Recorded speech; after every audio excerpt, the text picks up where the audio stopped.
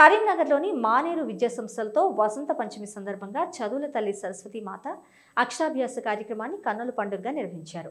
ఈ సందర్భంగా పాఠశాల ఆవరణాన్ని మామిడి తోరణాలతో అందంగా ముస్తాబు చేశారు. సరస్వతి మాత పంచలోహ విగ్రహాలని ముత్యాలు, హారాలు, పూలమాలలతో అలంకరించారు. అంతకుముందు కొత్తగా పాఠశాలలో చేరిన విద్యార్థులచే మానేరు విద్యాసంస్థల అధినేత కడారి అనంతరెడ్డి దంపతులు అక్షరాభ్యాసం చేయించారు. పాఠశాల అర్చకులు రాజేంద్ర శర్మ విద్యార్థులచే సరస్వతి మంత్రంతో పాటు సరస్వతి శ్లోకాన్ని రాయించారు. అనంతరం విద్యార్థులకు, తల్లిదండ్రులకు తీర్థప్రసాద వితరణను చేశారు. ప్రతి సంవత్సరం వసంత పంచమి సందర్భంగా పాఠశాలలో ఘనంగా సరస్వతి మాత పూజ వేడుకలను ఘనంగా నిర్వహిస్తున్నామని పాఠశాల చైర్మన్ కడారి అనంతరెడ్డి వెల్లడించారు.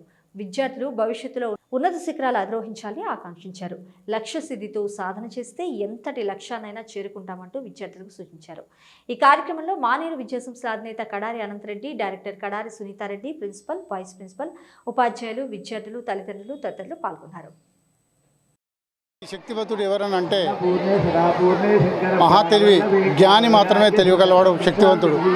తనను మించిన వారు ఎంత బలమున్నా వాళ్ళు శక్తివంతులు అనబడరు. మరి శక్తి అంటే జ్ఞానమే. ఇక్కడ ఆ జ్ఞానాన్ని ప్రసాదించేది మనము సరస్వతి మాతగా మనం భావిస్తాము.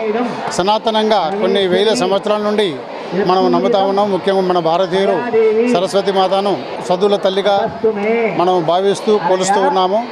అయితే ఈ రోజున సరస్వతి మాత పుట్టినరోజున మనం అందరూ పిల్లలు, తర్వాత దేశ ప్రజలు ప్రతి ఒక్కరు పూజిస్తారు.